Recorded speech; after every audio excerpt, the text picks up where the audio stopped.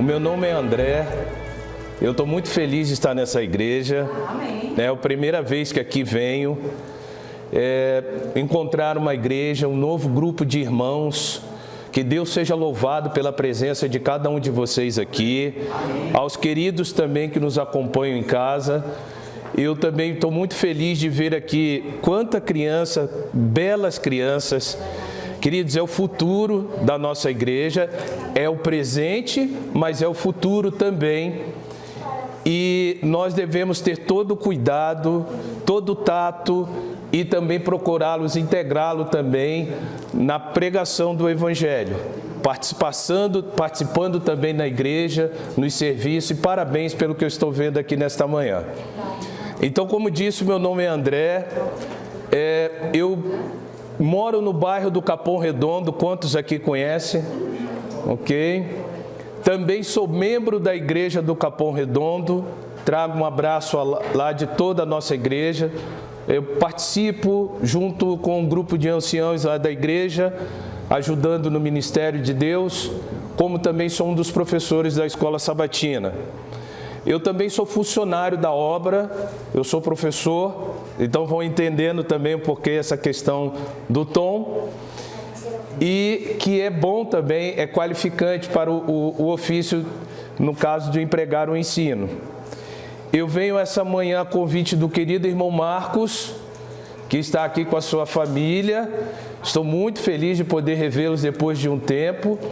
Também estou vendo aqui nessa manhã o meu querido e nosso amigo irmão Davi, essa manhã, que Deus seja louvado pela sua presença.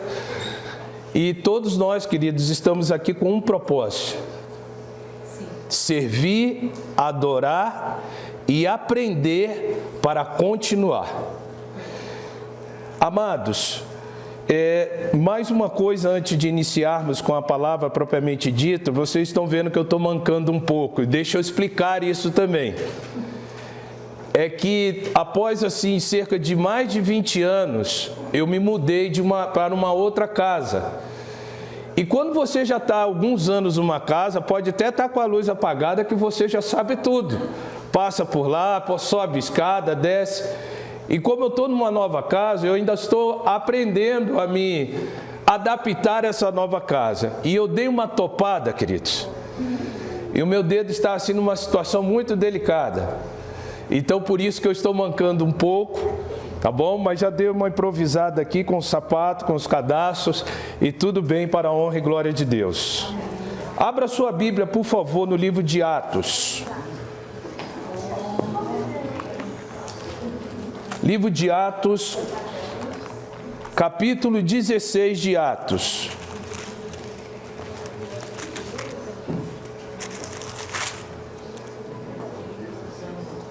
Capítulo 16 de Atos.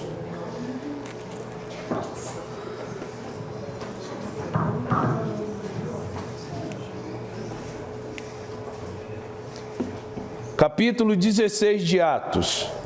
Todos encontraram? A partir do verso 27. Verso 27. Notem, queridos, já o subtítulo que aqui encontramos está falando da conversão de quem? Carcereiro. Verso 27 eu leio assim: o carcereiro despertou do sono e, vendo abertas as portas do cárcere, puxando da espada, ia fazer o que, queridos? Suicidar-se ou se matar. Supondo que os presos que estivessem ali tinham feito o que, queridos? Fugido. Mas Paulo bradou em alta voz: não te faça nenhum mal, que todos aqui estamos. Verso 29. Então o carcereiro, tendo pedido uma luz, entrou precipitadamente e, trêmulo, prostou-se diante de Paulo e Silas. Verso 30. Depois, trazendo-os para fora, disse: senhores, que devo fazer para que eu seja o quê, queridos? Há duas coisas que devemos analisar na história da conversão desse carcereiro, que tem muita aplicabilidade para nós. Primeiro, nós precisamos, queridos, entender e compreender o método da qual Deus se utiliza para salvar as pessoas. Nós já vemos o seu maior ato, que é morrer na cruz por cada um de nós. Mas antes disso, Deus utilizou e empreendeu métodos para salvar seres humanos ao longo da história. E depois também da sua morte na cruz, Deus continuou e continua empreendendo métodos para poder salvar a cada um de nós, seres humanos, ao longo da nossa história. Um outro ensinamento que nós também precisamos aprender dessa história é o método, ou o que Deus utiliza para empregar a sua salvação sobre as nossas vidas. Primeira coisa que vamos refletir, queridos, o método de Deus para alcançar uma alma perdida, e isso deve maravilhar a mim e a você. Todos aqui conhecem o profeta Jonas. E Deus deu uma mensagem, deu uma missão para esse profeta a fim de pregar para um determinado povo. Uma nação cuja qual era inimiga ferrenha do Senhor. Era inimiga do povo de Deus, os ninivitas. Pessoas cujas quais nos dias atuais nós diríamos, eles não merecem ser salvos. Nós não devemos pregar a salvação para eles. O currículo de tragédia que eles faziam com as pessoas e também perseguir o povo de Deus, nós diríamos em primeiro ato, eles não merecem ouvir da palavra de salvação. Mas Deus comissionou o seu profeta, vai lá para pregar. E esse profeta, num primeiro ato, ele fugiu ou tentou fugir da presença de Deus e foi para um outro lugar, a fim de que pudesse se distanciar, a fim de que ele não fosse a Nínive para pregar. Jonas não queria pregar para ele e fez de tudo para ficar de longe de Nínive. Até que Deus, queridos, ele, em meio à embarcação, lançou sobre o mar, queridos, uma forte tormenta. E depois de muitas tentativas e até lançar coisas sobre o mar, Jonas, ele colocou a mão sobre a sua consciência e disse que o culpado era quem, queridos? Aquilo estava acontecendo. Era ele. E que ao invés de ficarem lançando as coisas sobre o mar, como até na tentativa, quem o sabe deles mesmo mergulhar sobre o mar, Jonas pediu para que ele fosse lançado no mar. E essa história, queridos, ela não para aí. De repente surge um grande peixe. Que peixe é este? Que peixe é este? De repente surge um grande peixe. E esse peixe, ele engole Jonas. E ele permanece no seu ventre vivo. E sobre o ventre desse peixe, Jonas fez muitas reflexões. Mas esse peixe o conduziu para onde Deus o mandou para pregar. E com o propósito de quê, queridos? Salvar almas para Cristo Jesus. Amém. E essas almas eram os ninivitas. Repito, povo terrível, cuja qual nos dias de hoje nós diríamos, não merecem serem salvos por Cristo Jesus. Porque também são inimigos do povo de Deus. E após terem passado 3 dias, 3 noites, esse homem permaneceu vivo no ventre do grande peixe, que na margem da costa daquela praia o jogou. E o final da história foi o quê, queridos? Mais de 120 almas foram poupadas e foram salvas para o reino de Cristo, porque ouviram a pregação do evangelho a qual ele foi comissionado. E aceitaram, e Nínive não foi subvertida, ela foi poupada. Olha o que Deus é capaz de fazer para salvar pessoas.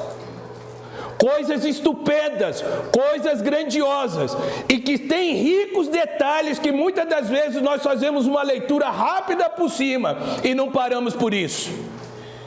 Um grande peixe Que peixe? Que pode ter sido até criado naquele momento, nós não sabemos. E ele passou 3 dias e 3 noites vivo no ventre desse peixe. Mas foi para onde Deus queria que o seu profeta, que o seu servo estivesse, para poder pregar aquela nação. Existe também uma outra passagem, queridos, que de maneira resumida eu vou aqui apresentar e que também causa uma reação muito estupenda da parte de Deus e que causa também e que deve causar muito impacto sobre nós. Vejamos o encontro, queridos, que teve o servo de Deus Filipe e o eunuco. Felipe era um servo de Deus, e que Deus o avisou que estava alguém sobre uma carruagem. E este alguém cuja qual estava sobre uma carruagem estava lendo a palavra. E ele precisava ir até ele para dar-lhe entendimento. E ele foi lá guiado por Deus, pelo anjo de Deus que o levou até lá. E notem, queridos, esse eunuco que ali estava, ele era um cidadão do continente africano. Um outro idioma. Uma outra compreensão linguística. Mas que estava indo também naquela grandiosa festa para poder adorar. Mas precisava ter entendimento de quem era aquele que ali estava sendo apresentado de acordo com o texto sagrado. Quem é este? E de repente ele aparece próximo a essa carruagem. A carruagem para. E ele entra, querido. E veja, o dom de língua se processando. Porque Filipe falando, obrigado, querida, na sua língua matre, falou com ele que era de um outro país. E houve a interpretação. E ele compreendeu e aceitou o convite para que fosse o quê, queridos? Batizado. E não para por aí esse momento tão histórico para a vida cristã. Depois que ele foi batizado, ele ao emergir da água, quando ele olha para o lado, o eunuco no caso, onde está Felipe? Onde está Felipe? Felipe, queridos, quando saíram da água, o Espírito do Senhor arrebatou a Felipe, e não vendo mais o eunuco, este foi seguindo o seu caminho cheio de júbilo. Mas presta atenção, mas Felipe veio se achar em Azoto, e passando além, evangelizava todas as cidades até chegar em Cesareia. Ele de repente sumiu. Estava do lado dele, acabou de batizá-lo. E o texto sagrado em Atos 8 registra que ele foi se encontrar em outro lado, numa outra cidade. E lá ele continuou pregando o evangelho a fim de salvar mais alma para o reino de Deus. Amém. Como ele foi até lá? Se nós formos usar, queridos, uma linguagem da sociedade atual, que é muito ligada a esses conceitos ao termo científico e futurista, foi mesmo que ele se fosse teletransportado. Isso é um milagre, queridos.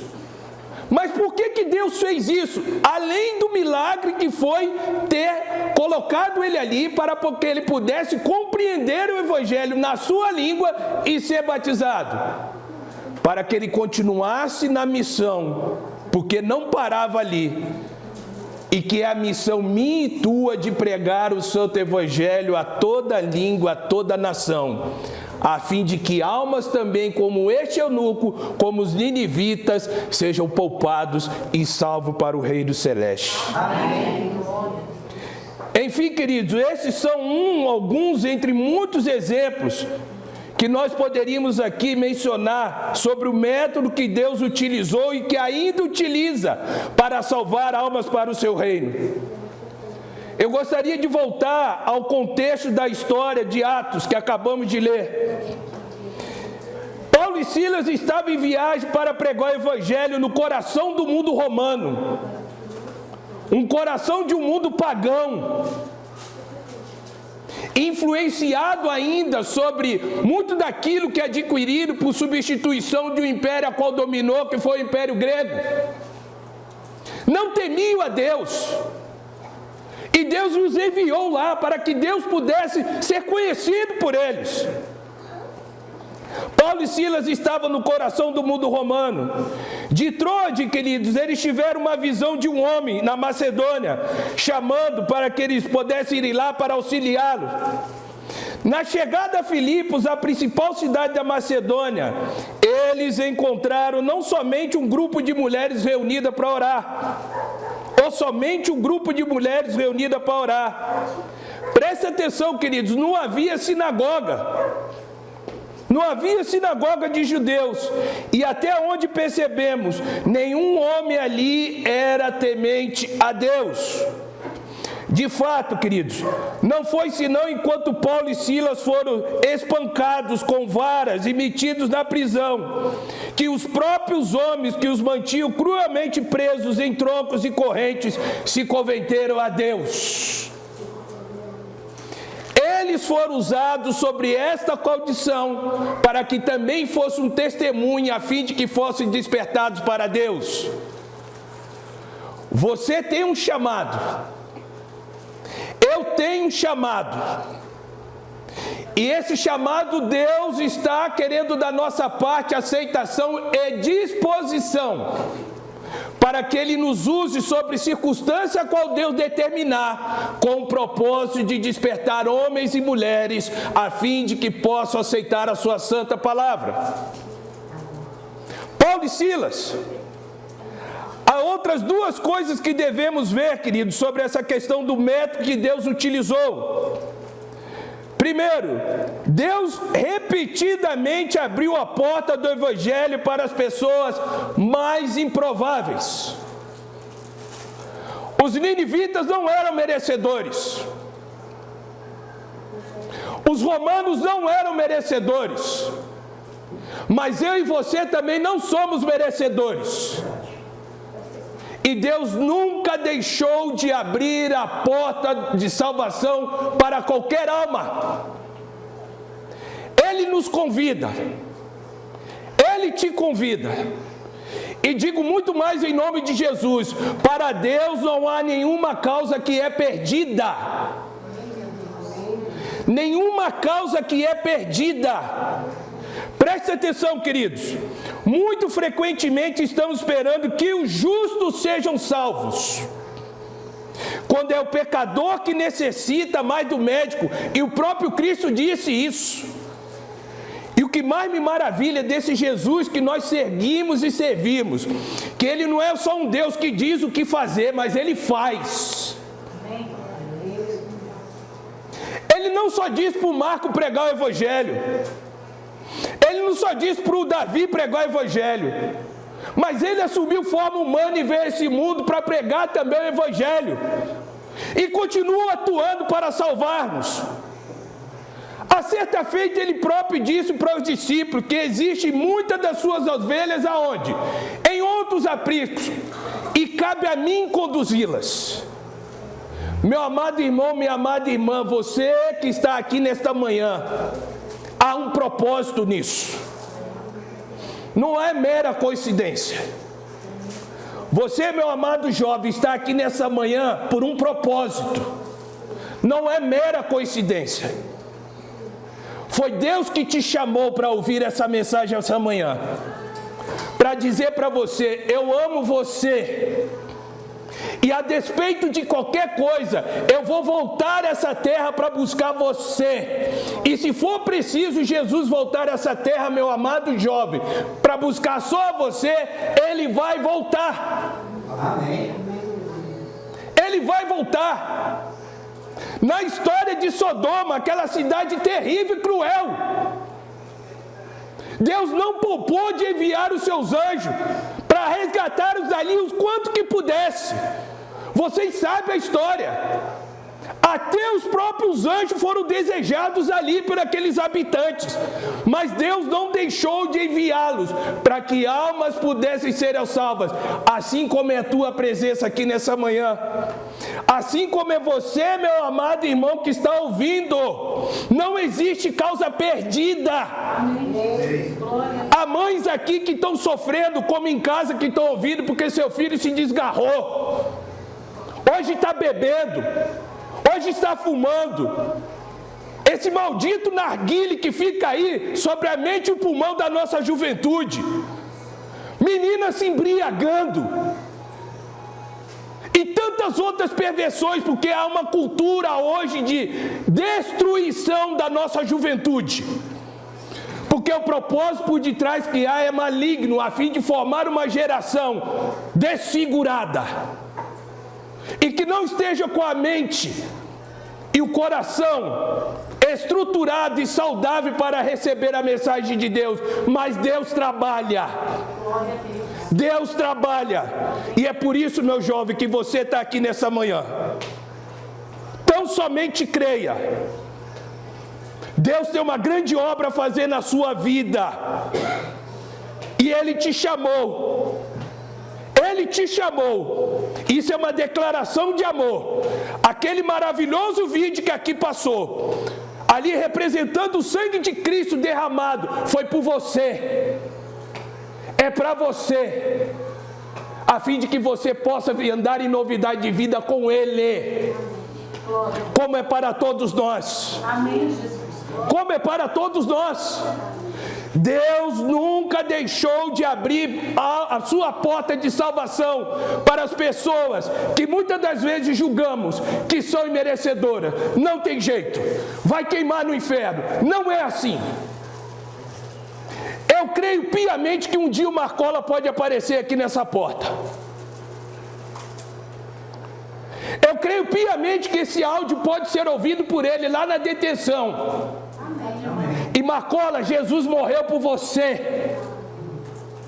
E Ele morreu por você para transformar você. Porque no Santo Evangelho há poder transformador e regenerador. Amém, Jesus. E é por isso que essa palavra precisa ser pregada. A representação daqueles anjos em Sodoma é a representação na qual deve ser a minha e sua hoje, num mundo tão terrível. Num mundo tão terrível.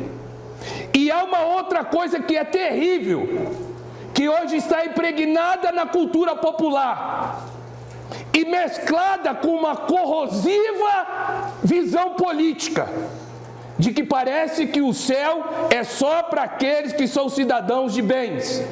O politicamente correto. Não! Não! Jesus veio e verteu o seu sangue na cruz do Calvário para salvar pecadores, para regenerar pecadores, os mais cruéis possíveis, transformá-los, não para viver a vida a qual estão vivendo, mas para que haja uma transformação plena e completa neles e prepará-los para o seu reino eterno. Marcola, tem salvação para você.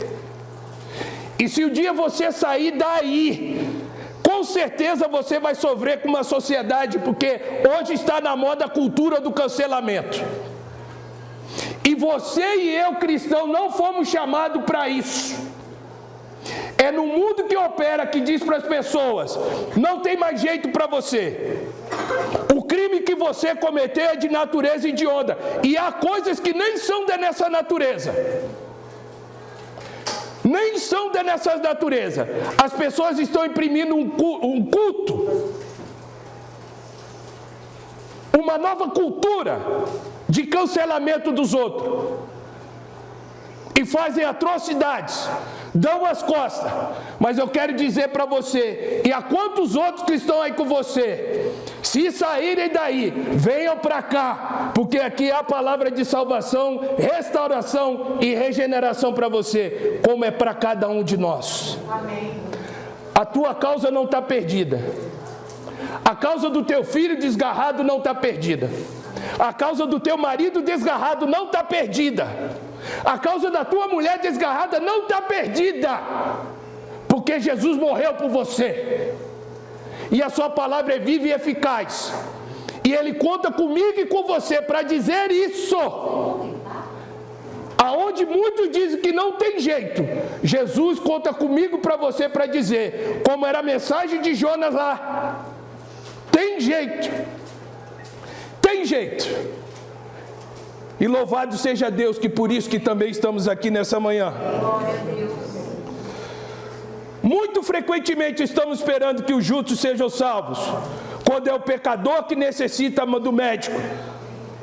Paulo e Silas estavam cumprindo a ordem de Jesus para pregar o evangelho a toda criatura indistintamente. A toda criatura indistintamente. Paulo convidou a Paulo e Silas, como convida a mim e a você.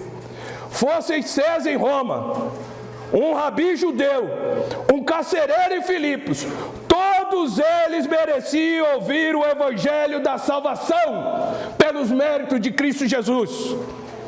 E quantos de nós, queridos, teria visto uma tal oportunidade e circunstância tão semelhante? Talvez você esteja se questionando, mas eu tenho pregado o evangelho, André. Eu tenho me dedicado na salvação de almas. Mas as circunstâncias que Deus me deixa e me coloca, elas são muito adversas. Olha para a circunstância de Paulo e Silas. Talvez o momento com o qual você esteja atravessando, Deus esteja utilizando também para causar espanto nas pessoas. Você passando pelo desemprego, não desiste desse Deus. Teu marido foi embora e você, serva fiel de Deus, não larga dele. A você, marido, cuja qual esposa foi embora, você não larga dele. Teus filhos deram as costas para você e você não larga dele. Deus usa isso também como espanto de fé para as pessoas. Porque Jesus também foi abandonado. E foi abandonado pelos seus. Mas ele não deixou de pregar o evangelho. E ele viu o fruto do seu penoso trabalho, como ele o verá no futuro próximo, quando eu e você estivermos lá com ele. Mas com relação às horas do sábado, e aquele engenheiro falou que não dava sobre essa circunstância para me contratar, e eu estava desempregado. Não era um mês desempregado, não eram 2 meses desempregado, não eram 3, 4, 5 meses desempregado. Até que passando dias, o telefone da minha casa toca e era esse engenheiro novamente, e ele me chamou lá. E ele disse para mim algo que eu fui compreender depois, porque a primeira vez que saí de lá, saí triste, porque também somos humanos e nós entristecemos. E talvez você não entenda o propósito daquele momento, mas depois Deus faz você ver. Mas continuei firme. E ele me chamou até lá, ele falou: olha, dos quadros que aqui entrevistei, você é o mais qualificado para estar. Eu quero que você traga os seus documentos para que a gente possa estar iniciando o quanto antes. Eu quero efetivá-lo aqui na empresa. E eu cheguei para ele, eu falei: só tem uma coisa. Você se lembra quando eu te falei a respeito das horas do sábado? Ele: puxa,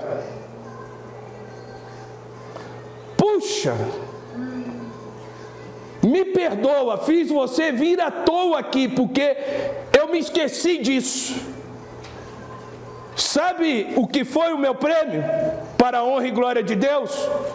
O que aquele engenheiro disse? Eu preciso ter uma fé assim. Eu preciso ter uma fé assim. Ore por mim.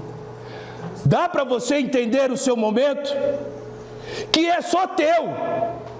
O que aquela amada irmã vai passar, às vezes vai ser só dela e da vida dela. marido vai presenciar, mas é só dela e da vida dela. A irmã não vai passar, mas é a experiência dela com Deus.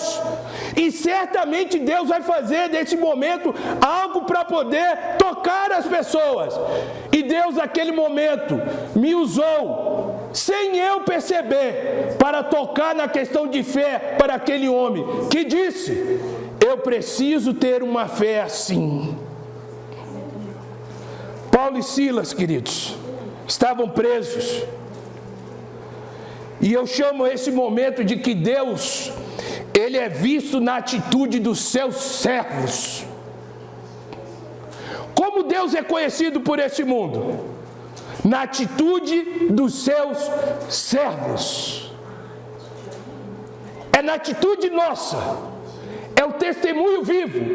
Como o próprio Paulo coloca que nós somos cartas. E qual é o propósito de tudo isso? Salvar para o reino eterno de Deus. O método, a atitude de Deus também é vista na atitude dos seus servos. Depois de serem espancados e amarrados, Paulo e Silas poderiam justamente estar resmungando, e eles tinham motivo. Eu não voltei para casa com o emprego garantido, mas eu estava alimentado, eu estava com as minhas vestes, eu voltei livre, eu tinha dinheiro para poder pagar a condução, e nesse período cuja qual eu fiquei não atrasou nenhuma conta na minha casa. Mas eles não, foram presos, Marcos, foram também açoitados, foram acorrentados, e tantas outras coisas que nós podemos imaginar naquele período, ou sobre aquela condição a qual estavam. Mas em vez de resmungarem, queridos, ao invés de resmungarem, com as costas sangrando, sobre grilhões, esses irmãos fizeram o quê? Cantavam e oravam. Sabe por quê? Porque entenderam a natureza do seu chamado. É que Deus está te usando e me usando para poder comunicar a sua mensagem a outros, para salvar a outros e aprender a se gloriar no sofrimento do Evangelho por Cristo, que também sofreu e de uma maneira incomensurável por mim e por você, para salvar. Paulo e Silas cantavam e oravam. Eles vão cantar e orar quietamente, mas fizeram isso numa forma tão alta que foi percebido pelos outros o quê? Prisioneiros que ali estavam, e o próprio carcereiro.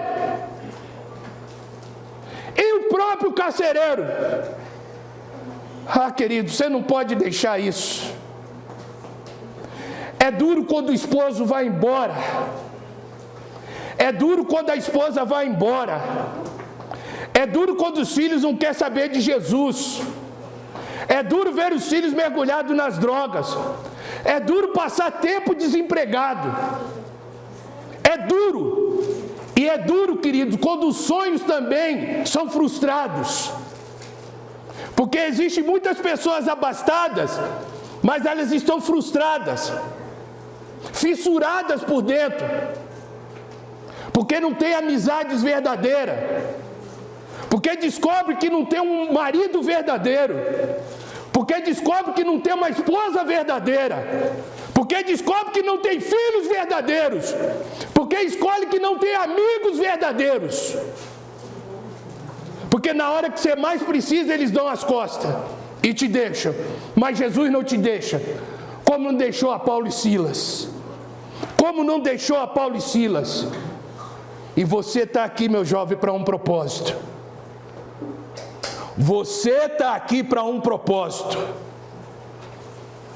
Não é mera coincidência.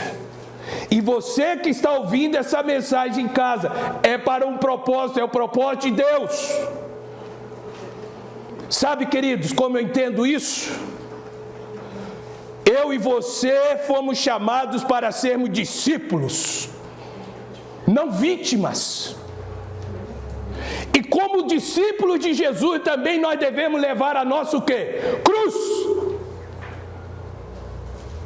Que não foi como a dele, mas nós também devemos levar a nossa cruz. Jesus disse isso. Uma das coisas que eu mais amo no Santo Evangelho, desde que aprendi, é que Deus é transparente.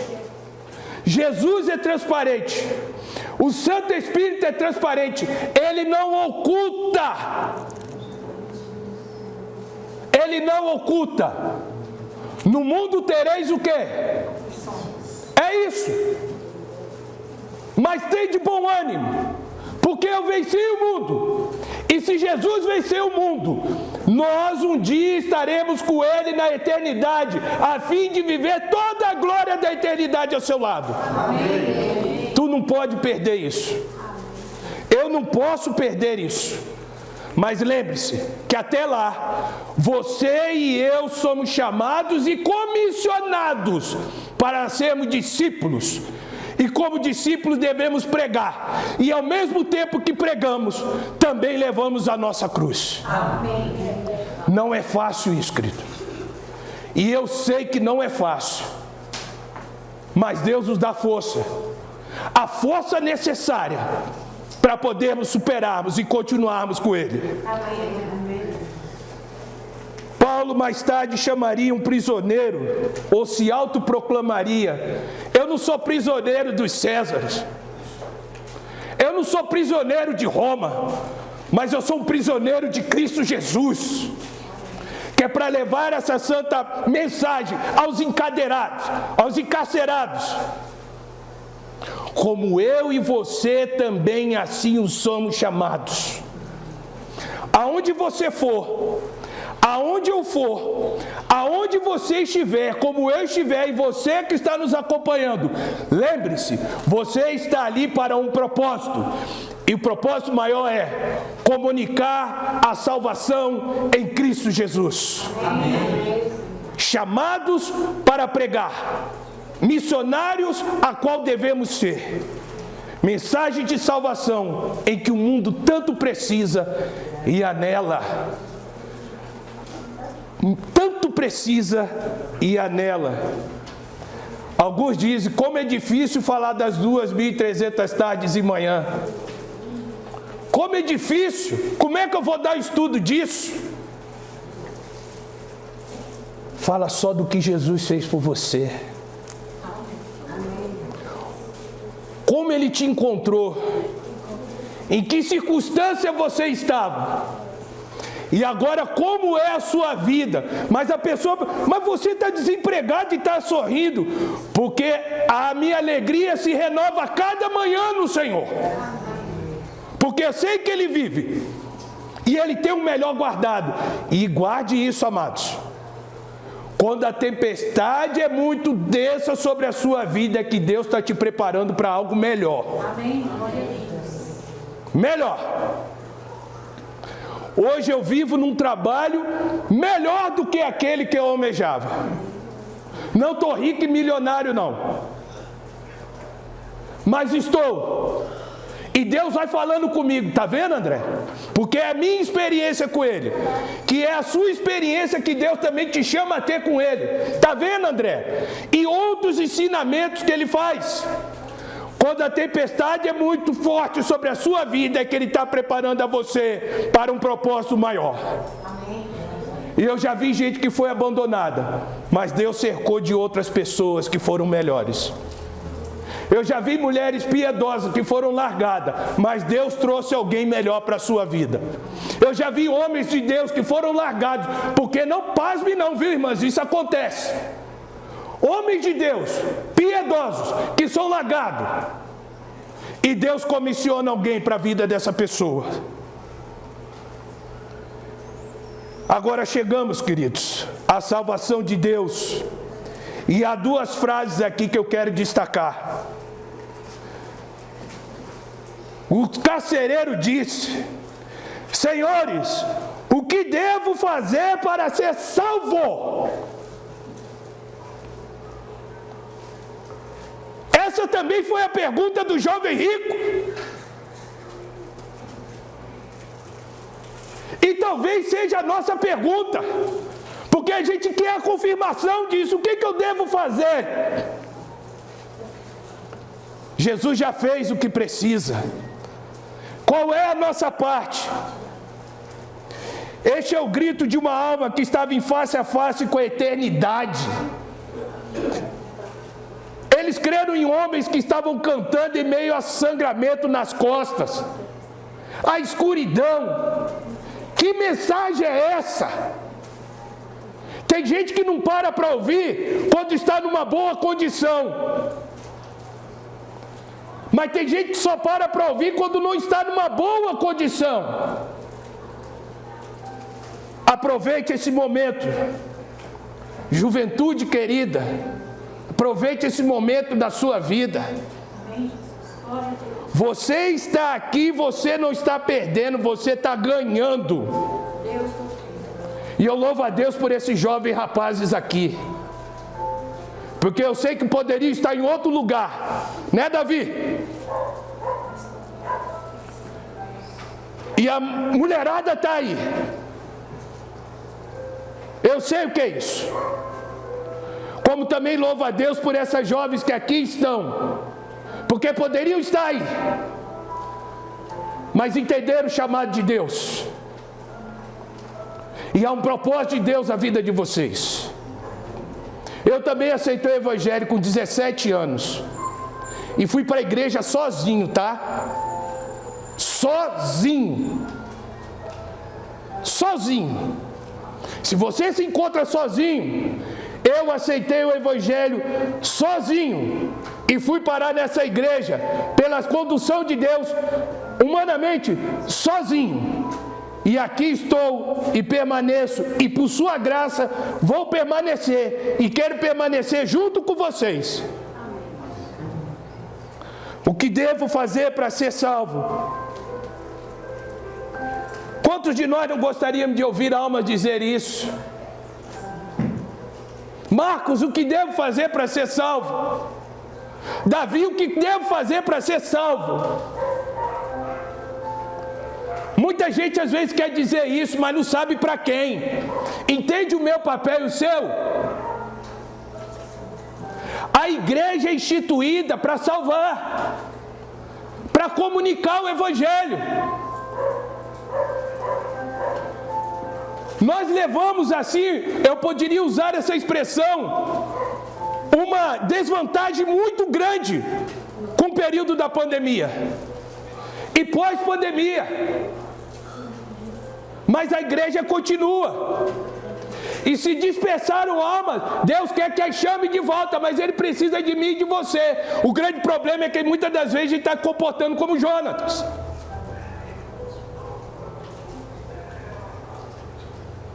A gente está selecionando pessoas.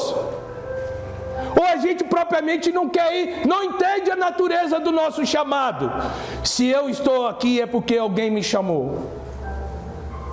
Se você está aqui é porque alguém te chamou. Se nós estamos aqui é porque Jesus nos chamou. O que devo fazer para ser salvo? Isso não acontecerá, queridos. Essa resposta, até que tenhamos a ousadia de Paulo e Silas. Ousadia no Senhor. Preste atenção, queridos. Quanto mais fizermos ser conhecido quem somos, maior será a oportunidade dessa pergunta ser feita e ser respondida nas muitas almas que estão aí. Quem você é? Quem eu sou? E isso tem a ver com identidade. Você prega pelo aquilo que você come. Não é só o ensino precioso da interpretação das 2.300 tardes e manhã. Mas você prega pelo aquilo que você come. Pelo aquilo que você veste. Pelas palavras que você usa. Talvez você está no âmbito de trabalho de pessoas que ainda não têm a compreensão de Deus, mas você tem um comportamento diferente, isso é notado. Sempre disposto a ouvir, sempre disposto a dar um ombro amigo, no meio de pessoas tão frias e indiferentes. Eu ouvi o testemunho do meu amado irmão Marcos,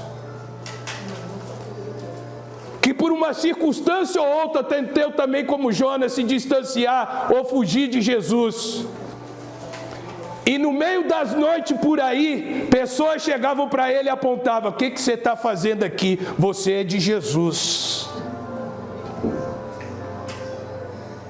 Pedro também tentou negar: você fala como ele. É a influência, é a identidade que Jesus coloca em nós, isso é maravilhoso.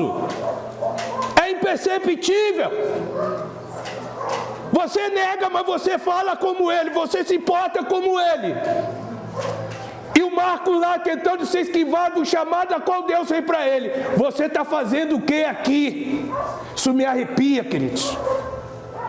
Isso me arrepia, dos pés à cabeça. Você é de Jesus. E quando você falou aquilo, ardeu no meu coração a confirmação.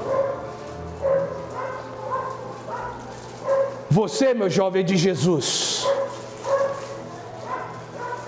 E essa moça está do seu lado para um propósito.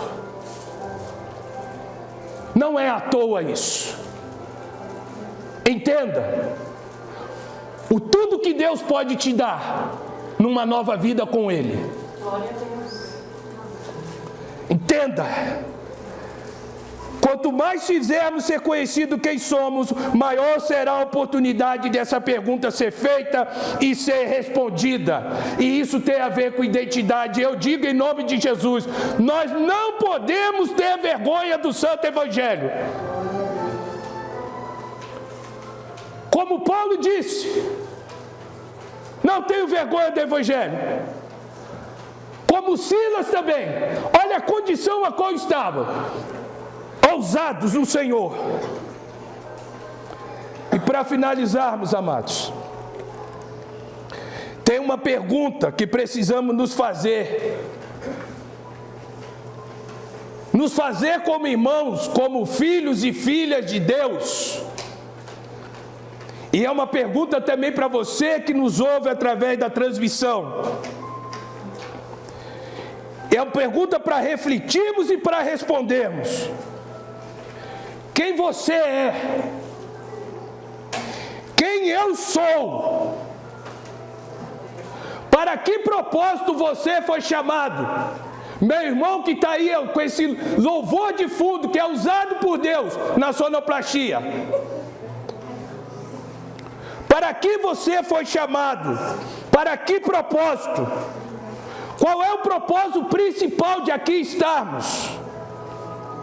Por que o Senhor nos trouxe até aqui? Presta atenção, queridos. Presta atenção. Foi para nos usarmos, porque somos servos e somos dele.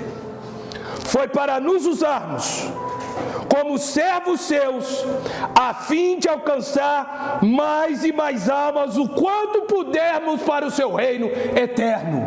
Amém. E não há nenhuma causa perdida para Cristo Jesus. Por favor, tenha esse olhar. Meu irmão, você que talvez esteja em casa, porque acha que a tua causa é perdida, e que não adianta você vir mais à igreja, venha! A tua causa não está perdida, ela não é perdida. Como nenhuma nossa que aqui estamos, e de todos aqueles que em súplicas e orações fazemos a fim de interceder, para que também estejam. Não são as drogas, não é o álcool, não é o narguile, mesmo que esteja na Cracolândia, Jesus pode salvar e transformar, mas Ele conta comigo e por você. Olha o que Ele fez em mim, Ele também faz em você. Porque no Santo Evangelho, a palavra de regeneração, restauração e transformação. Eu e você somos chamados para isso, queridos. E é por isso que no Espírito de Profecia e Eventos Finais diz que todo verdadeiro cristão, ele nasce no reino de Deus como missionário. Salvar almas para o reino celeste de Deus. Mas eu quero aqui, em nome de Jesus, fazer uma outra pergunta. O que moveu a Jesus? O que move a Jesus?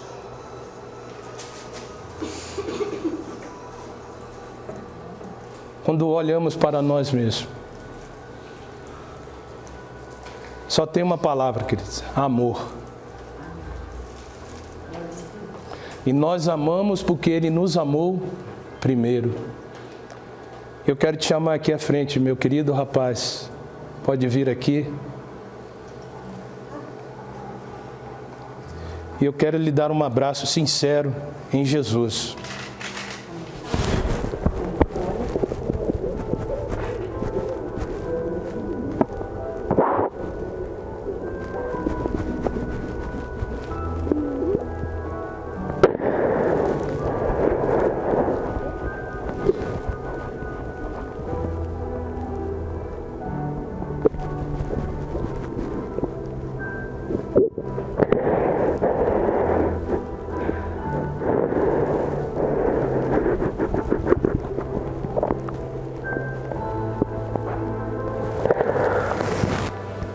Filho, Jesus te ama de uma maneira, e eu repito, se Ele precisar voltar a essa terra, a fim de só buscar você, por ocasião que esteja o aguardando, Ele vai fazer isso. Porque Ele te ama. Porque Ele te ama. Às vezes os pais nos abandonam, os irmãos nos abandonam, os amigos nos abandonam, mas Jesus não nos abandona. E isso é para você que também está acompanhando em casa.